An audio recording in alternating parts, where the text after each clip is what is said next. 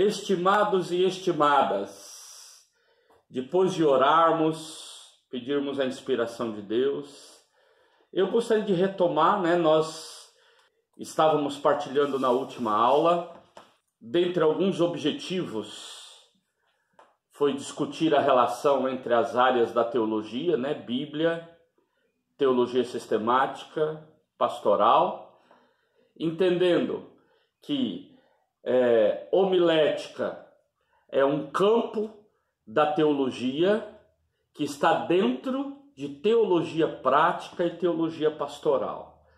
Por isso, eu compartilhei com vocês aqui os aspectos etimológicos da palavra.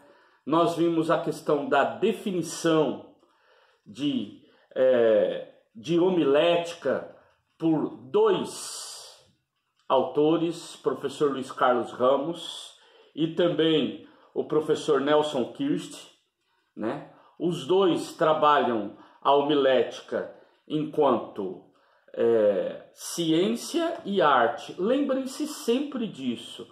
Homilética é uma área da teologia considerada em parte ciência e em parte arte. Sermão é diferente de pregação. Sermão é um tipo de pregação, porque baseado na afirmação do Nelson Kirst, nós entendemos pregação como toda forma de proclamação. O sermão, a prédica, a parênese, a homilia, seja qual for a palavra que utilizarmos, ela diz respeito a uma forma de pregação, que é o discurso, que é a peça oratória que nós utilizamos no ambiente cultico. Por isso é muito importante que nós tenhamos isso em mente. Vimos que o sermão tem a responsabilidade de explicar o passado, interpretar o presente e lançar desafios, mensagens, aplicação para o futuro. Eu convidei vocês para que nos preocupássemos em ser pregadores e pregadoras radicais. Ou seja, ser radical não é ser extremista, mas é ir à raiz do significado de pregação. O que vem a ser pregação no sentido real da palavra, é pregar a palavra de Deus. E para pregar a palavra de Deus, nós precisamos de levar em conta princípios, meios e fins da pregação. Por isso, ao estudarmos homilética, nós precisamos pensar quais são os princípios, quais são os meios e quais são os fins dessa homilética.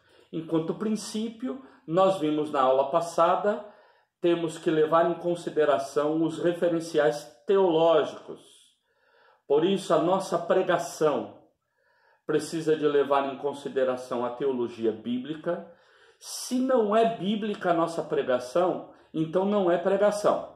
Pode ser qualquer coisa, Pode ser uma aula, pode ser uma palestra, pode ser um passatempo, pode ser o que for, mas não é uma pregação. Para ser uma pregação, precisa de ser bíblica. Nossa pregação precisa de levar em consideração o conhecimento teológico, o conhecimento sistemático, o conhecimento histórico. Nós vamos pregar sobre Deus.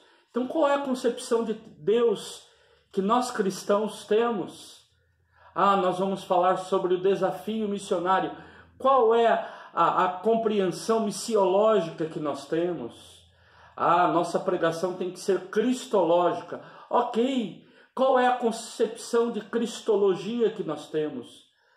Ou seja, precisamos de uma compreensão sistemática, porque vamos pregar sobre o povo de Deus. Então, qual é a compreensão teológica de povo que nós temos?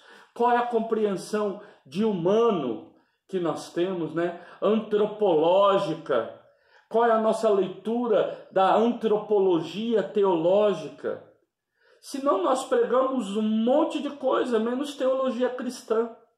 Precisamos também de levar em conta a história. Ou seja, nós não estamos iniciando o cristianismo hoje.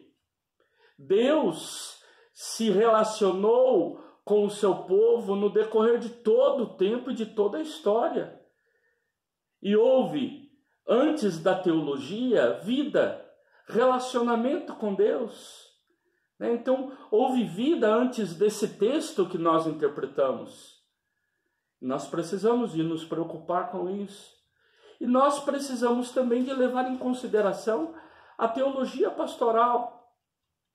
A teologia que olha para o presente e que começa a pensar aquilo que o texto bíblico ensinou, que a sistemática organizou, que a história nos apresenta, mas ela coloca como desafios para a nossa caminhada. Ou seja, a caminhada da pessoa ou da comunidade, ela precisa de levar em consideração estes aspectos. Nós temos ferramentas que nos ajudam com isso. Por isso, estudar é extremamente importante para aquele, para aquela que deseja ser pregador, pregadora. Não estou dizendo fazer sermão. Sermão é uma forma de pregação. Eu estou falando pregar. Se você deseja ser um comunicador, uma comunicadora do Evangelho, você precisa aprender a utilizar algumas ferramentas importantes. Dentre elas, a ferramenta de conhecer o texto bíblico, de visitar o texto bíblico, de conhecer aquela que é a fonte da nossa fé, a Bíblia. Então eu preciso de ir ao encontro dessa Bíblia, ir ao encontro deste mundo maravilhoso que é o mundo da Bíblia e preciso de conhecê-lo. Há ferramentas que me ajudam num conhecimento melhor, numa compreensão do que o texto está querendo comunicar. Outra é entender que precisamos interpretar, colocar em contato esse mundo da Bíblia com o mundo da vida. Como que eu relaciono o texto com a vida? Como que eu dialogo? Como que eu vou, então, entender aquilo que está escrito? O grande problema de querer levar ipsis literis o texto bíblico sem uma contextualização, sem uma compreensão um pouco mais aprofundada, é que alguns textos, de forma alguma, nós vamos conseguir aplicar na vida de forma literal. Por isso, nós precisamos de ferramentas que nos ajudem nessa interpretação. E aí vocês conhecerão N possibilidades hermenêuticas, N chaves hermenêuticas. Sempre depois que a gente entendeu o texto, que a gente compreendeu essa palavra, linkou ela com a vida, nós precisamos da pastoral. A pastoral é aquela que ajuda a construir essa ponte da interpretação para a aplicação disso no cotidiano. Então, mesmo que a gente tente, mesmo que você diga assim, não, eu vou pregar a palavra de Deus pura, eu sou uma pessoa muito séria no que eu prego, eu estou usando uma ferramenta exegética aqui, e aí você pode optar por qualquer exegese, Você fala assim, não, eu sou fundamentalista, glória a Deus, não, eu sou estruturalista, para mim, quando olho para o texto, eu vejo, não, eu tenho uma leitura popular da Bíblia. Para mim, são as pessoas mais simples que olham para o texto e o texto se revela a eles. Não, eu sigo uma postura histórico-crítica. Eu entendo que não importa qual seja a sua preferência no estudo exegético. O que eu quero deixar claro para você aqui é que a gente não tem como, eu diria assim, fugir da nossa subjetividade, sabe?